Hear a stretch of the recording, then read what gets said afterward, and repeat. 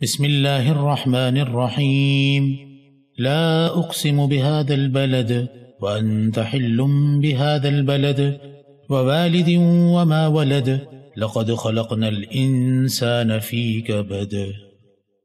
گزشتہ صورت یعنی سورہ فجر میں جزا اور سزا کا سبب بننے والے اعمال کا بیان تھا۔ اس صورت میں بھی ایسے ہی اعمال کا بیان ہے، مگر وہاں برے اعمال کا زیادہ ذکر تھا اور یہاں اعمال خیر کا زیادہ ذکر ہے، اور تمہید میں محنت و مشقت اور رنج و غم اور احسان جیسے خیر کے اعمال کے تقاضوں کا ذکر ہے، اور سورت کے اختتام پر خیر اور شر کے اعمال کی جزا اور سزا کا ذکر ہے۔ لا اقسم بہذا البلد، میں قسم کھاتا ہوں اس شہر مکہ کی۔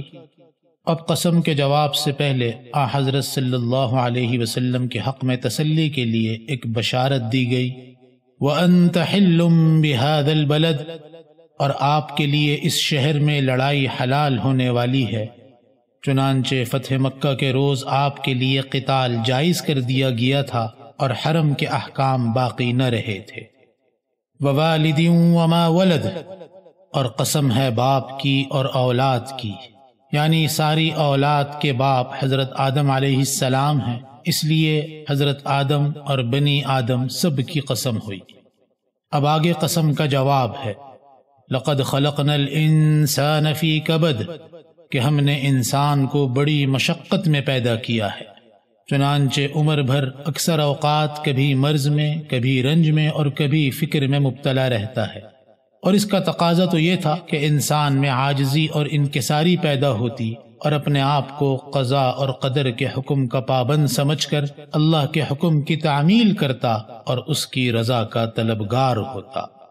یہاں قسم اور اس کے جواب میں مناسبت یہ ہے کہ مکہ میں اس وقت افضل الخلائق حضرت محمد مصطفیٰ صلی اللہ علیہ وسلم سخت مشقت میں مبتلا تھے، جس کے دور ہونے کی بشارت پیچھے آیت میں دی گئی کہ آپ کے لیے اس شہر میں لڑائی حلال ہونے والی ہے۔ چنانچہ دوسرے جو غیر افضل ہیں تو ان کی مشقت بدرجہ اولا ثابت ہو گئی۔ اَيَحْسَبُ أَن لَّن يَقْدِرَ عَلَيْهِ أَحَدٌ، چنانچہ انسان جن سختیوں سے گزرا ہے اس کا تقاضا تو یہ تھا کہ اس میں عاجزی پیدا ہوتی، لیکن کافر انسان کی یہ حالت ہے کہ بالکل بھول میں پڑا ہے، تو کیا وہ یہ خیال کرتا ہے کہ اس پر کسی کا بس نہ چلے گا؟ یعنی کیا وہ اپنے آپ کو اللہ کی قدرت سے باہر سمجھتا ہے جو اس قدر بھول میں پڑا ہے؟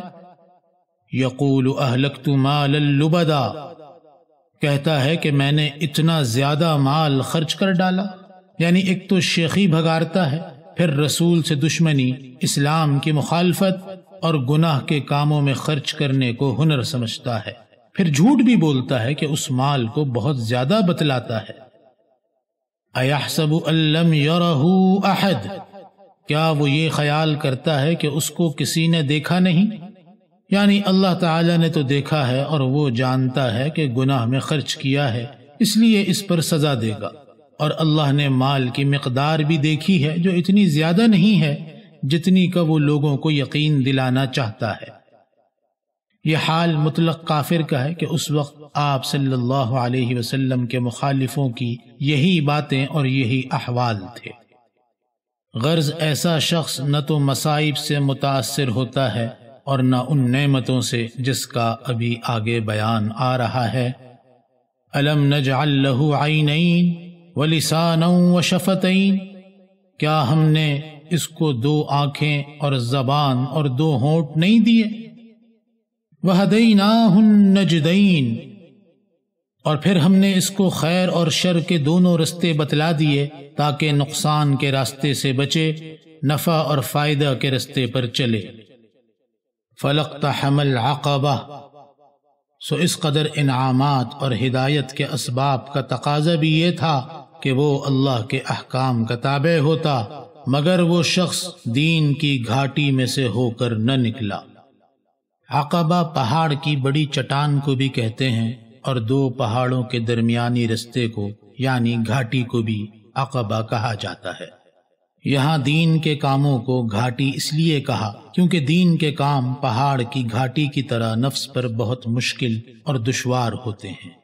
چونکہ دشمن سے نجات حاصل کرنے میں یہ گھاٹی انسان کی مدد کرتی ہے کہ پہاڑ کے اوپر چڑھ کر دشمن سے اپنے آپ کو بچا لے یا پھر گھاٹی میں داخل ہو کر یہاں سے نکل جائے۔ اس جگہ طاعات اور عبادات کو ایک گھاٹی سے تعبیر فرمایا ہے کہ جس طرح گھاٹی دشمن سے نجات دلانے کا سبب ہوتی ہے، اسی طرح اعمال صالحہ آخرت کے عذاب سے نجات کا ذریعہ بنتے ہیں۔ وما ادراک ما العقبہ، اور آپ کو معلوم ہے کہ گھاٹی سے کیا مراد ہے؟ فک رقبہ، وہ غلامی سے کسی کی گردن کا چھڑا دینا ہے، او اطعام فی یوم ذی مسغبہ یتیما ذا مقربہ او مسکینا ذا متربہ، یا فاقے کے دن میں کھانا کھلانا کسی رشتہ دار یتیم کو یا کسی خاک نشین محتاج کو، یعنی اللہ کے ان احکام کو بجا لانا چاہیے تھا۔ ثم كان من الذين آمنوا وتواصوا بالصبر وتواصوا بالمرحمة، پھر سب سے بڑھ کر یہ کہ ان لوگوں میں سے نہ ہوا جو ایمان لائے اور ایک دوسرے کو ایمان کی پابندی کی فہمائش کی اور ایک دوسرے کو مخلوق پر رحم اور مہربانی کی، یعنی ظلم سے باز رہنے کی فہمائش کی۔ یہاں ایمان کے بعد مومن کا یہ فرض بتلایا گیا ہے کہ وہ دوسرے مسلمان بھائیوں کو بھی صبر اور رحمت کی تلقین کرتا رہے۔ صبر سے مراد نفس کو برائیوں سے روکنا اور بھلائیوں پر عمل کرنا ہے، اور مرحمت سے مراد دوسروں کے حال پر رحم کھانا، ان کی تکلیف کو اپنی تکلیف سمجھ کر ان کی ایذا اور ان پر ظلم سے بچنا۔ اس میں تقریباً دین کے سارے ہی احکام آ گئے۔ ایمان تو سب سے مقدم ہے، چنانچہ یہاں آیت میں سب سے پہلے ثم کان من الذین آمنوا فرمایا۔ پھر ایمان پر ثابت قدم رہنا دیگر تمام کاموں سے افضل ہے، چنانچہ یہاں آیت میں اس کے بعد وتواصوا بالصبر فرمایا۔ پھر ظلم اور دوسروں کو نقصان پہنچانے سے بچنا باقی تمام کاموں سے اہم ہے، چنانچہ یہاں آیت میں اس کے بعد وتواصوا بالمرحمہ فرمایا۔